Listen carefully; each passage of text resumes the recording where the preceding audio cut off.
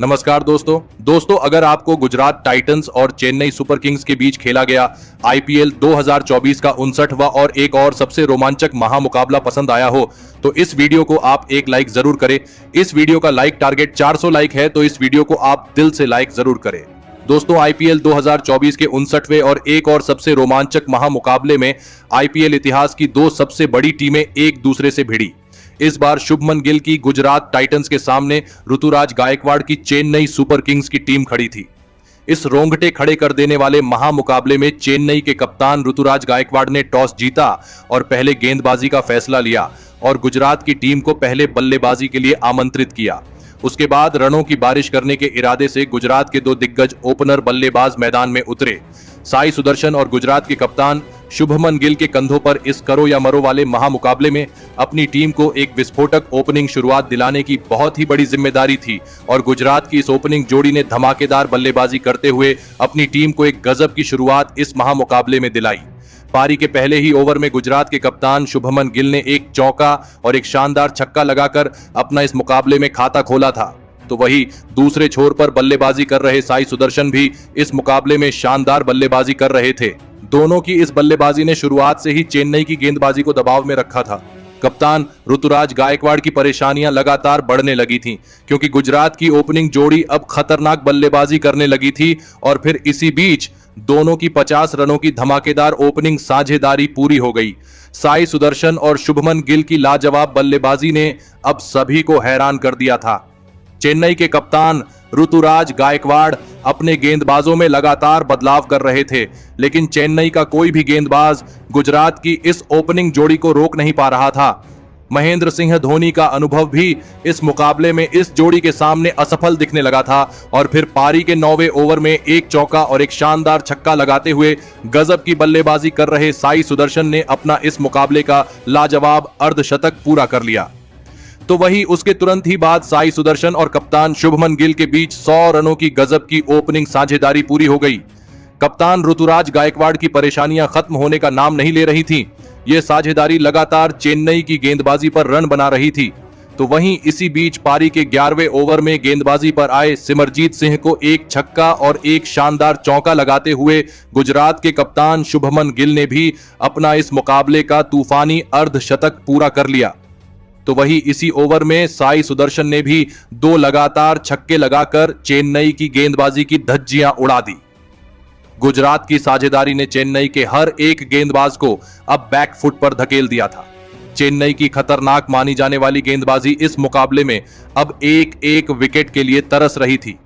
गुजरात की ओपनिंग जोड़ी की बल्लेबाजी देखकर खुद महेंद्र सिंह धोनी तक हैरान रह गए थे। साई सुदर्शन और शुभमन गिल की यह जोड़ी अब हर एक रिकॉर्ड को तोड़ती जा रही थी। अब दोनों ही खिलाड़ी अपने अपने इस मुकाबले में ऐतिहासिक शतक के काफी नजदीक पहुंच चुके थे। गुजरात की यह बल्लेबाजी को देखने वाला हर एक शख्स हैरान रह गया था।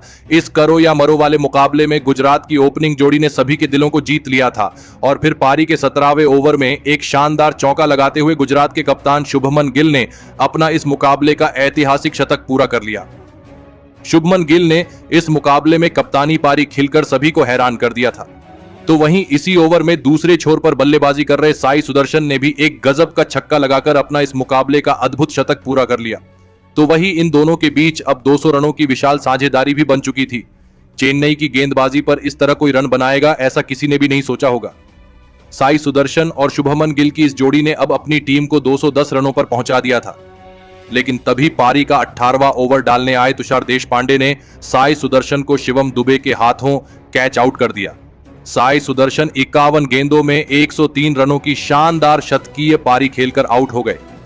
साई सुदर्शन की लाजवाब पारी के लिए खुद महेंद्र सिंह धोनी ने तक तालियां बजाई। अब बल्लेबाजी के लिए डेविड मिलर मैदान में उतरे थे, लेकिन इसी ओवर में गुजरात के दूसरे शतक वीर और उनके कप्तान शुभमन गिल को तुषार देशपांडे ने रविंद्र जडेजा के हाथों कैच आउट कर दिया। कप्तान शुभमन गिल 55 गेंदों में 104 रनों की ऐतिहासिक पारी खेलकर आउट हो गए। तुषार देशपांडे ने एक ही ओवर में गुजरात के दोनों ही शतक वीरों को आउट कर दिया था।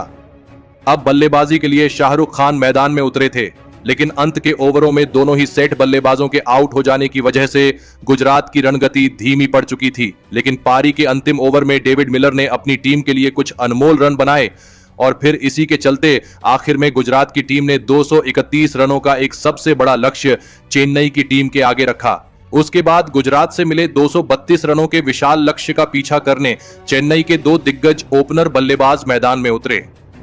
अजिंक्य रहाणे और इस बार उनके साथ बल्लेबाजी के लिए भेजे गए रचिन रविंद्र के कंधों पर इस महामुकाबले में अपनी टीम को एक विस्फोटक ओपनिंग शुरुआत दिलाने की बहुत ही बड़ी जिम्मेदारी थी, लेकिन चेन्नई की यह ओपनिंग जोड़ी इस जिम्मेदारी को नहीं निभा पाई और पारी के पहले ही ओवर में रचिन रविंद्र को डेविड मिलर ने रन आउट कर दिया। रचिन रविंद्र बस 2 गेंद में 1 रन बनाकर आउट हो गए। रचिन रविंद्र के जल्दी आउट हो जाने के बाद अब चेन्नई की टीम की तरफ से उनके कप्तान ऋतुराज गायकवाड़ मैदान में उतरे, लेकिन तभी दूसरे छोर पर बल्लेबाजी कर रहे अजिंक्य रहाणे को संदीप वॉरियर ने राहुल तेवतिया के हाथों कैच आउट कर दिया। अजिंक्य रहाणे 5 गेंद में बस 1 रन बनाकर आउट हो गए। इतने बड़े लक्ष्य का पीछा करते हुए चेन्नई की टीम की ओपनिंग जोड़ी ने सभी को निराश कर दिया था, लेकिन अब बल्लेबाजी के लिए डेरियल मिचेल मैदान में उतरे। लेकिन तभी चेन्नई की टीम की सबसे बड़ी उम्मीद बनकर बल्लेबाजी कर रहे उनके कप्तान ऋतुराज गायकवाड़ को उमेश यादव ने राशिद खान के हाथों कैच आउट कर दिया।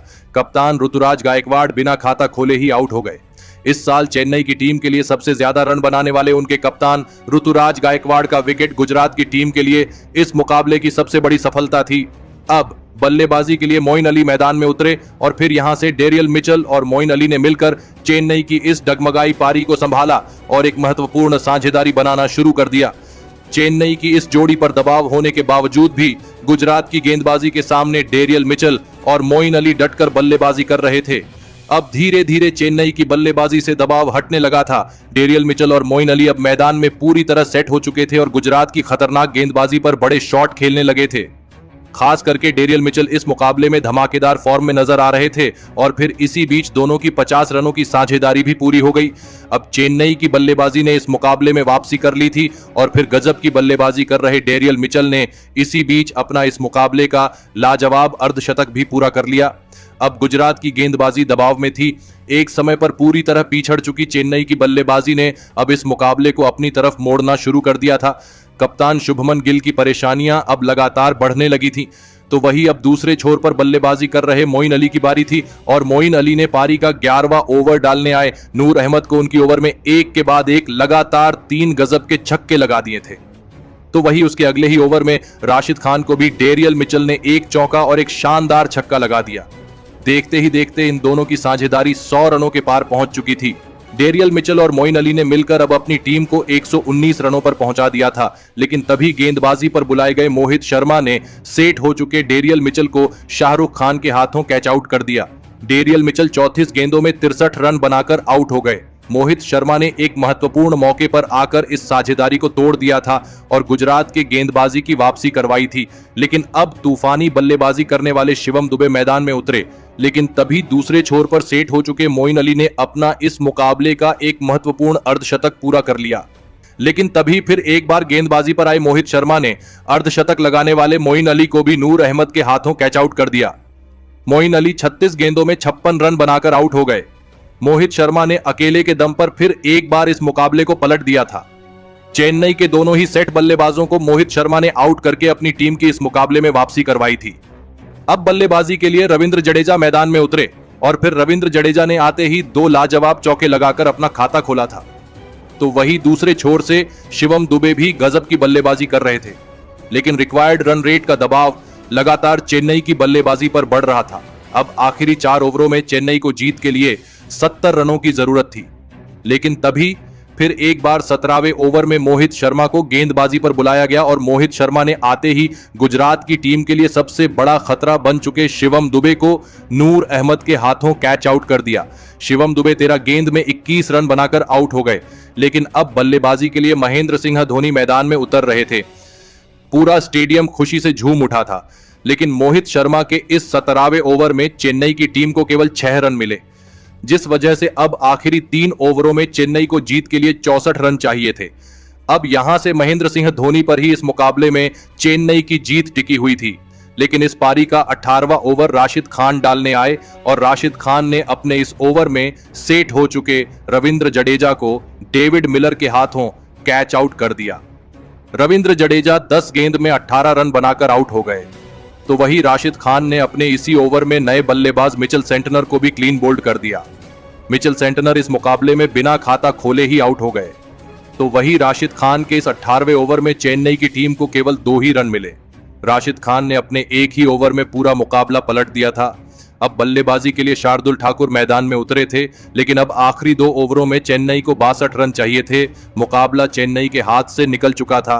तो वही अब इस पारी का 19वां ओवर डालने आए मोहित शर्मा के इस ओवर में महेंद्र सिंह धोनी ने एक छक्का लगाया, लेकिन इस ओवर में भी चेन्नई को बस 10 ही रन मिले।